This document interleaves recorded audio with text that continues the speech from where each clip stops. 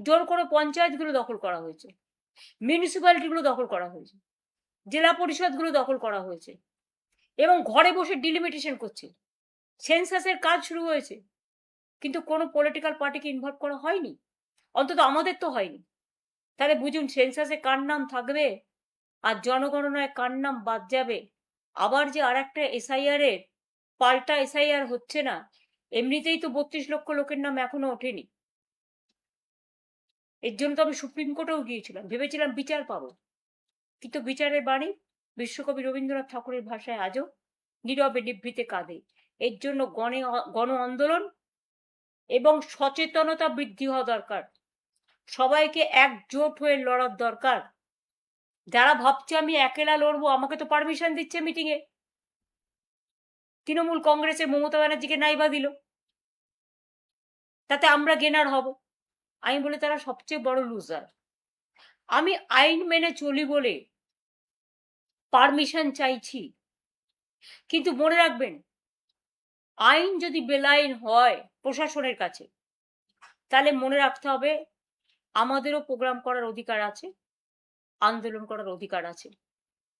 আমার খুব খারাপ লাগছে, আমি প্রথমে এই ছবিটা আপনাদের দেখাবো যেটা আমাদের সবসময় বিরাজও করে, এবং জাতির নেতা যেমন আমরা গান্ধীজিকে বলি, তেমনি আমরা বলি জয়তু নেতাজি, জয় হিন্দ তার স্লোগান।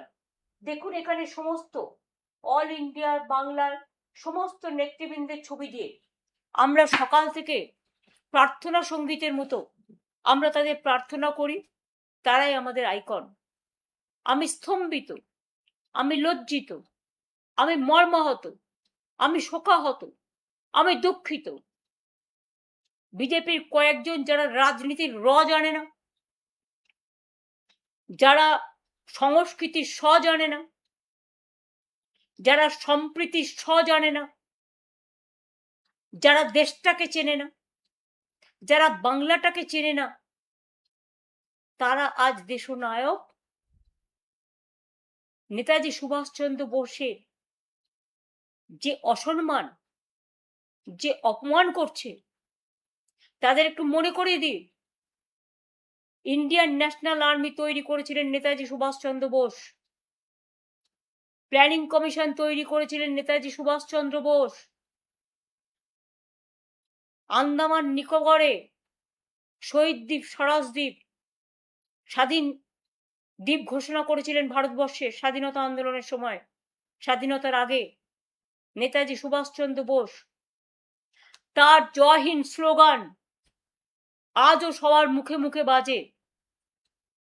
আজকে কি হয়ে গেল যে বাংলা থেকে নেতাজি সুভাষচন্দ্র বাদ, দেশ থেকে বাদ, বিশ্বকবি রবীন্দ্রনাথ ঠাকুর বাদ, কোন অজানা অশনি সংকেত।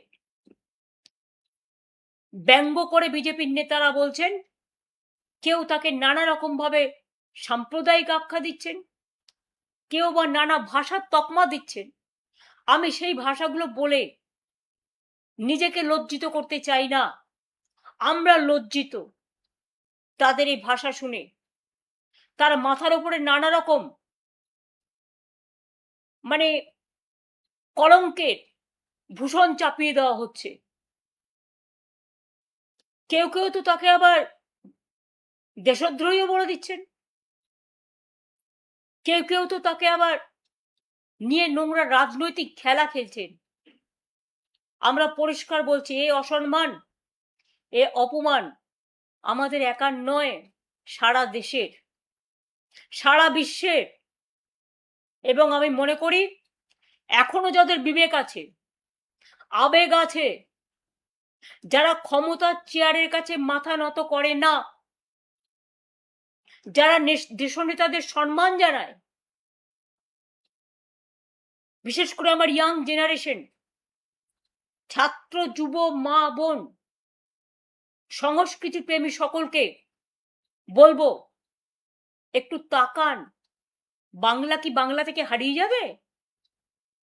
না যারা দেশের জন্য লড়াই করেছেন, প্রাণ দিয়েছেন, আজ পর্যন্ত কেউ জানে না? নেতাজি সুভাষচন্দ্র বোসের জন্মদিনটা আমরা জানি, মৃত্যুদিনটা জানি না? ক্ষমতায় আসার আগে বিজেপি সরকার অনেক কথা বলেছিল, ফাইল খুলবেন, উদ্ধার করবেন, সেটা কোথায় গেল সে ভাই?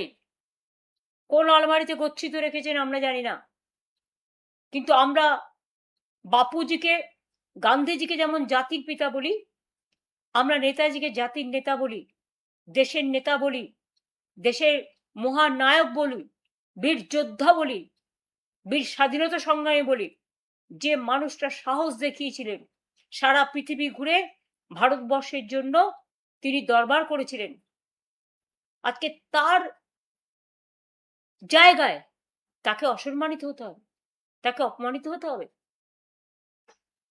আমি আমাদের আইটি টিমকে দায়িত্ব দিয়েছি, তারা আহ্বান জানাবে সব ছাত্র যুব ডিজিটাল আইটি যারা আছেন, নেতাজি সুভাষচন্দ্র বোসের অসম্মান মেনে নেবেন না, তারা একত্রিত হয়ে প্রতিবাদ করুন। পুলিশ পারমিশন আপনাদের দেবে না, কারণ পুলিশ, আমি জানি না, আমি একদিন এই পুলিশের সাথে কাজ করেছি, তাদের প্রতি আমার অলবেশ শ্রদ্ধা আছে, কিন্তু পুলিশকে দিকেই তো আজকে ভয় দেখাচ্ছে এমএলএদের, ভয় দেখাচ্ছে এমপিদের, পরিবারকে ভয় দেখাচ্ছে, ইডিকে দিয়ে ভয় দেখাচ্ছে, সিবিআই কে দিয়ে ভয় দেখাচ্ছে, আইসি গিয়ে গাড়ি নিয়ে গিয়ে বলছে কোথাও কোথাও আমি শুনেছি, হয় বিজেপি যা বলবে সেই দলে চলুন, তা নাহলে জেলে চলুন। এটা বলা কি পুলিশের রক্ষা কবচের মধ্যে পড়ে, না পুলিশের কোনো আইনের মধ্যে পড়ে? টোটাল বেআইনি কাজটা আজকে পুলিশকে দিয়ে করা হচ্ছে।